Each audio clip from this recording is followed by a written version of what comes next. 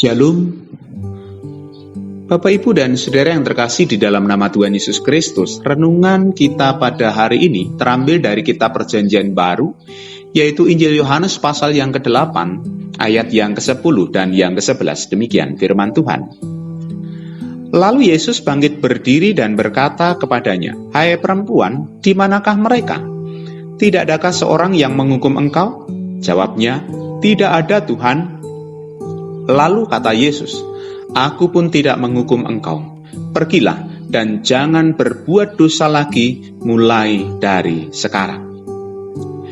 Bapak, Ibu, dan Saudara yang terkasih dalam nama Tuhan Yesus Kristus, pola didik yang kita lakukan kepada anak-anak kita tanpa kita sadari sebenarnya adalah pola didik yang kita tiru, yang kita teladani dari pola didik yang pernah dilakukan oleh orang tua kita terhadap kita pada masa lalu.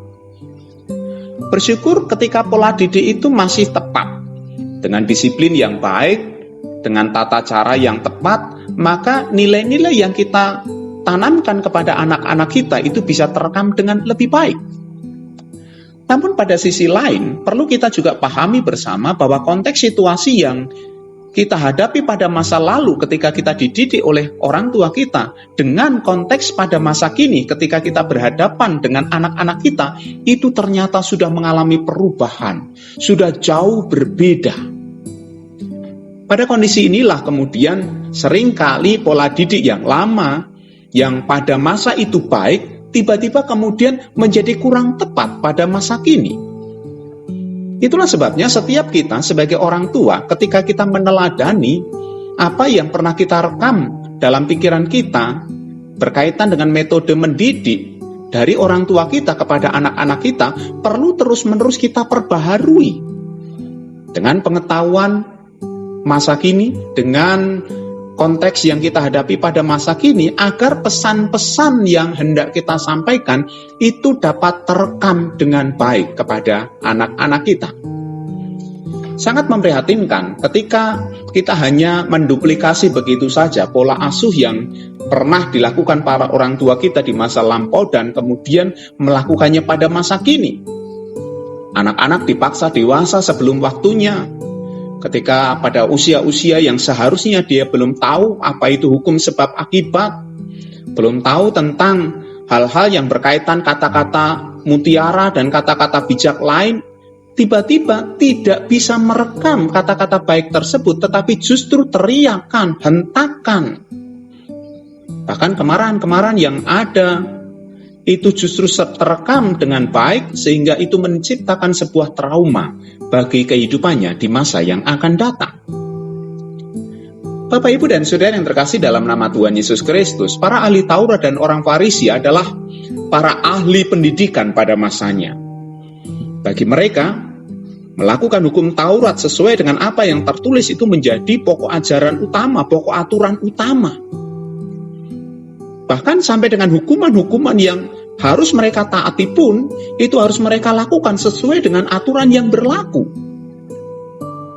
Hal ini bisa kita pahami karena mereka sadar betul bahwa sebuah generasi itu harus dididik dengan disiplin yang tinggi. Dan ini didasarkan kepada sebuah kesadaran bahwa Tuhan itu kudus. Kalau mau hidupmu berkenan kepada Tuhan, maka ketaatan kepada hukum Tuhan itu wajib. Ketaatan kepada hukum Tuhan itu harus. Bapak, Ibu, dan Saudara, itulah yang menyebabkan menjadi satu hal yang wajar ketika pada hari itu mereka mendapati seorang perempuan yang kedapatan berbuat zina, membawanya di hadapan Yesus, dan kemudian menghadapkan wanita itu dengan hukum Taurat yang menyatakan bahwa wanita itu perlu dilempari dan harus dilempari dengan batu sampai mati. Bapak, Ibu, dan Saudara, tidak ada yang salah dengan hukum itu dalam rangka menjaga kekudusan nama Tuhan. Tetapi tiba-tiba kita diperhadapkan kepada sebuah kenyataan, mereka lupa makna dasar dari hukum itu adalah sebenarnya kasih. Itulah sebabnya Tuhan Yesus tidak merespon dan hanya mengatakan, barang siapa di antara kamu yang tidak berdosa, hendaklah ia yang pertama melemparkan batu kepada perempuan itu.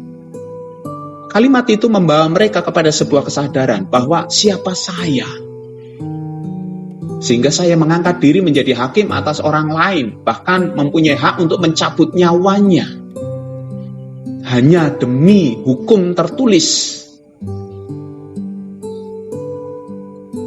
Sebuah pola ajar yang sangat luar biasa ketika Tuhan Yesus melihat mereka satu demi satu meninggalkan tempat itu dan tak seorang pun yang melempar wanita ini dengan batu. Artinya ada sebuah kesadaran bahwa mereka pun sebenarnya adalah orang-orang berdosa.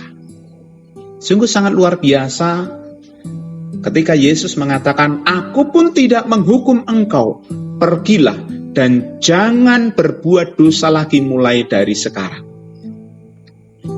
Poin penting yang kita bisa terima dari apa yang disampaikan oleh Tuhan Yesus, Yesus menerima wanita itu apa adanya.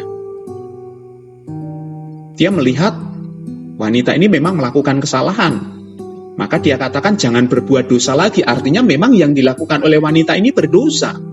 Dia terima keberdosaan wanita ini. Dia terima apa adanya.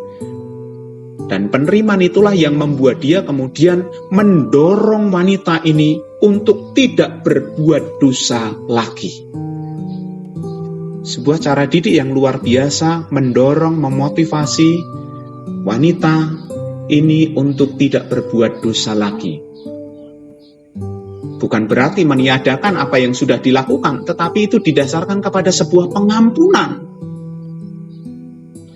Bapak, Ibu, dan Saudara yang terkasih dalam nama Tuhan Yesus Kristus, bagaimana dengan kehidupan kita sebagai orang tua, sebagai orang dewasa yang melakukan tugas pendidikan? Mari kita belajar mengampuni, bahwa yang kita hadapi adalah sebenarnya sama dengan kita sebagai orang-orang yang salah, sebagai orang-orang yang sedang belajar, sebagai orang-orang yang sama kedudukannya di hadapan Tuhan. Dan kita juga harus sadar bahwa dulu kita pernah mengalami kondisi yang sama. Maka pengampunan itu akan membawa kita kepada sebuah sikap penerimaan satu dengan yang lain.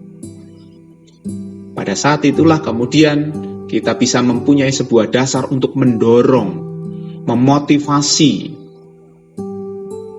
sehingga masing-masing setiap kita punya kesempatan untuk memperbaiki kehidupan kita menjadi lebih baik.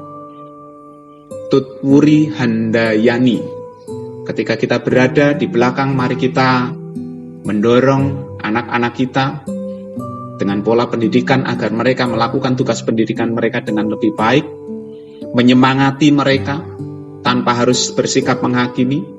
Yakin dan percayalah, ketika pendidikan itu didasarkan dengan kasih, dengan pengampunan, dengan semangat untuk saling menyemangati, untuk mendorong berbuat hidup dalam kasih, maka pasti nama Tuhan akan dipermuliakan. Aku pun tidak menghukum engkau, pergilah dan jangan berbuat dosa lagi mulai dari sekarang. Mari kita mendidik untuk menyemangati anak-anak kita menjadi orang-orang yang hidup di dalam kekudusan.